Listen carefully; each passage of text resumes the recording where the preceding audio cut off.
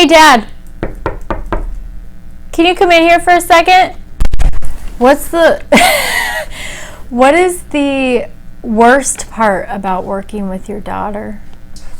When I'm not able to replicate what I had before. Because I tell you no all the time. You're telling me no and won't let me do this stuff. But we've worked around. The best thing about working with me or any child.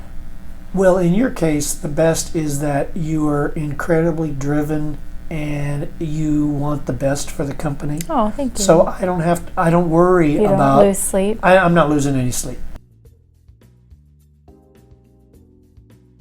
In today's video, I'm going to talk about family businesses. We have a family business. We've worked together for almost 12 years now. We understand the dynamics of a family business very well. There's pros, there's cons, there's good things, there's bad things.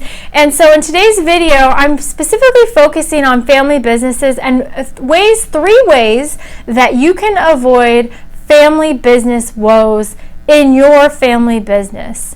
And so this is such a touchy subject because a lot of times, a business owner, you want your child a lot of times to carry on the business, to carry on the culture. This is like your business is like another child, right? Like this is your baby, and you don't want your baby to die with you. You want it to stay in the family. But we only want to transfer family businesses to family members who are well suited to take over ownership. We don't want to set these people up for failure. So that's what we're talking about in today's video. 3 ways that you can make sure to avoid as best as possible family business woes.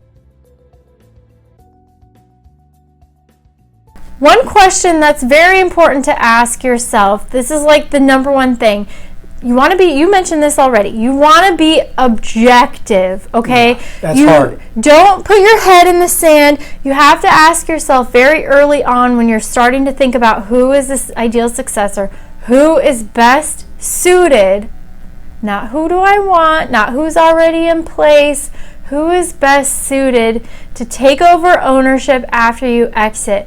And it's wise to do this before you start talking to it with your child that maybe you don't want to, maybe you're not sure. Don't make promises. You really want to feel them out just like any other employee and treat them like any other employee until you know that this person truly is best suited to take over.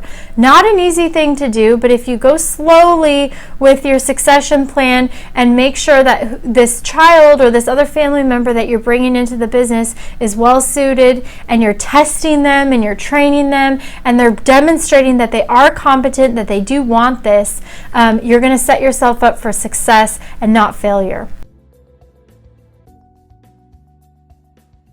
The other thing that's important when you're asking yourself who is best suited to take over ownership is maybe that person doesn't want to take over ownership. Maybe they're like well equipped for it, they're well suited for it, but they just don't want it. So it's really important as you're considering who is best suited to consider alternatives, like to look completely outside of the family if necessary. Like maybe you would want to sell the business. Like let's say you had 3 kids.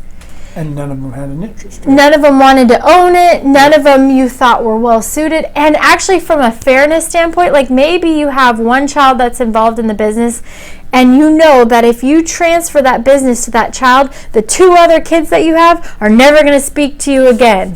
Okay, so for family harmony's sake, not just because that person may or may not be well equipped to take over, maybe for family harmony's sake, you could sell the business and then that could then go into your estate, and then when you die, that gets split 3 ways across those 3 children. That would take care of the fairness aspect that often crops up in family business situations.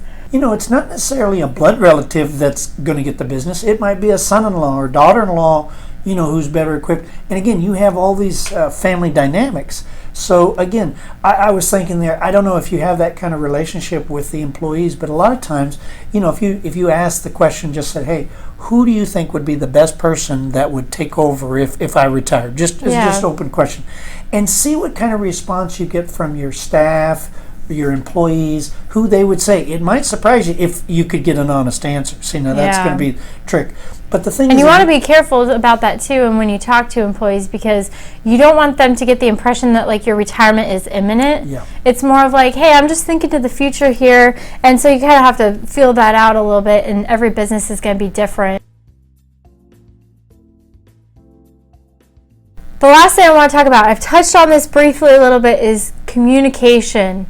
No one likes family communication. But there are some key elements here that are really important in the context of your business exit. One is, if you have identified a family member successor for your business and you truly think that this person is best suited to take over, have a conversation with them. Like, maybe you've just been assuming all along that I want to own this business, but I don't want to deal with it. I don't want the stress. I don't want to lose sleep. I don't want to, make these business decisions. And so a parent may go years just making assumptions. It reminds me like of somebody who gets married and they never really talk to the spouse about if they want kids or not. And that's almost exactly like it would be with a business. You're just assuming that Linda or Jack is going to take over, but you've never really talked to them. Yeah. So we want to figure that out. Have that conversation. Should we have that conversation? About what? I don't think we've had that You're conversation. taking over the business, I know that. But do I want it? I think you want it. You want it. We should probably take our own advice. Totally your way, right? Okay, then the other thing that is often overlooked is talk to your spouse. If they don't have this conversation, they could get very far down this path towards exiting their business and that next successor, and then the spouse comes in at the 11th hour and says, nope, we're not doing that, and then it sets you back to square one. So in the interest of planning an exit, being successful with it, make sure you talk to the spouse and talk to them early and often. And a lot of times it might make sense, especially if you have multiple kids and kids' spouses, to have like a family meeting. I think it makes a lot of sense if your family is pretty not totally dysfunctional. Like if you can meet individually with your kids and your spouse first and kind of have some of these conversations, tell them what you're thinking, ask for their input, ask for their opinion. And then once you kind of feel like they're all on the same page, then maybe you can start to bring people together all together at once. That is our take from family business, knowing firsthand how to handle a family business situation. It's never easy, and it's also never done. Like, these conversations happen over time, things evolve. You might change your mind about who that successor is, who that ideal successor is, and the path you want to go, and it's okay. The key is that we want to leave the business with the assets that we need, the money we need, and have our spouse and our kids still talking to us when we do that. So thank you so much for watching. My name is Ashley Micciche. This is David Wilson, founder and president, and we will see you next week.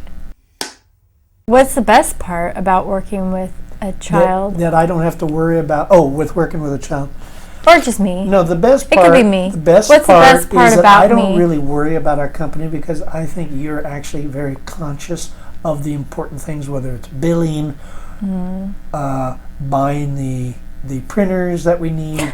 I mean, basically very those, important stuff. I don't know if I can say this, but I believe in the 6 Ps. Prior planning prevents piss poor performance. You can say piss.